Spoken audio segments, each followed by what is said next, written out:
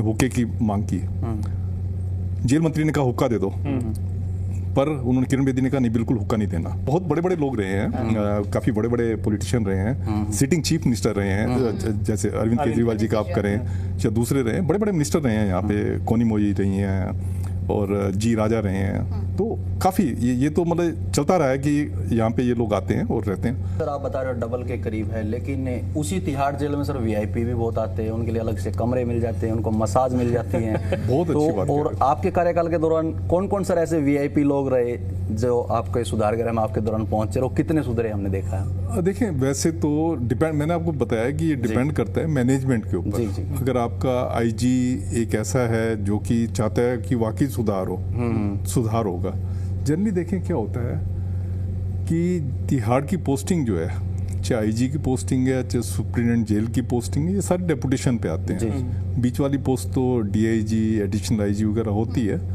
ज़्यादातर पोस्टिंग यहाँ पे जो होती हैं ये एक पनिशमेंट पोस्टिंग होती है। इवन किरण बेदी को आप देखें, किरण बेदी ने खुद अपने उसमें एक सीरीज में कहा हुआ है कि उनको जो तिहाड़ पे पोस्ट किया गया था वो एज ए पनिशमेंट पोस्टिंग जो है उन्होंने किया था। ये तो अगर तिहाड़ की किस्मत बहुत अच्छी है कि अगर उनके रिफॉर्मेटिव व्यू हैं तो उसका आपको फ़ायदा मिल जाता है और रिफॉर्म्स होते हैं। जब एक आदमी खुद एज पनिशमेंट पोस्टिंग पे आया होगा तो उससे ये सोचना कि वो रिफॉर्म्स करेगा, तो ये मुझे लगता है कि हम उसके ऊपर एक्सेस कमिट कर रहे हैं। कुछ एक आते हैं, मतलब जेल जैसी जगह पे आर.एस. गुप्ता रहे, किरण बेदी रही और अजय अग्रवाल रहे, कुछ एक रहे जिन्होंने एडवर्स उसमें भी काम किया। पर ज़्यादातर मैंने देखा है यहाँ पे आके टाटाफिस हो जाते हैं जब उनको लगता है कि उनको जो है पनिशमेंट पोस्टिंग पे उस फला अफसर ने पनिशमेंट पोस्टिंग पे भेजा है, तो वो आके वो काम नहीं करना चाहते हैं। उनको खाली समय काटना होता है या अपना एक क्लिक बना लेते हैं। क्लिक ऐसा बना लेते हैं कि उनके जो पर्सनल स्टाफ होता है, पर्सनल स्टाफ भी जेल का एक डीएसपी लेवल का होता है जो उनके पर्सनल स्टाफ में होता है, उसको कहते हैं तू जेल चला। वो फिर जेल अपनी मर्जी से चलाता है।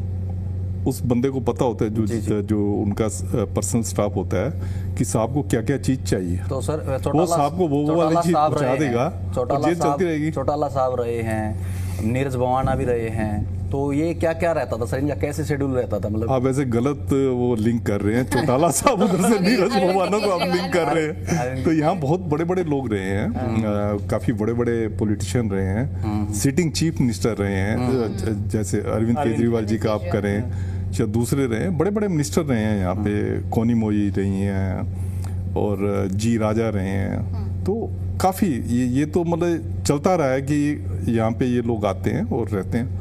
पर मेरा जो इसमें ऑब्जर्वेशन है, जो चीज़ आप मेरे से पूछना चाहते हैं, वो ये है कि जब भी कोई हाई फ्लाई आता है तो सिस्टम आपका धाराशाह हो जाता है।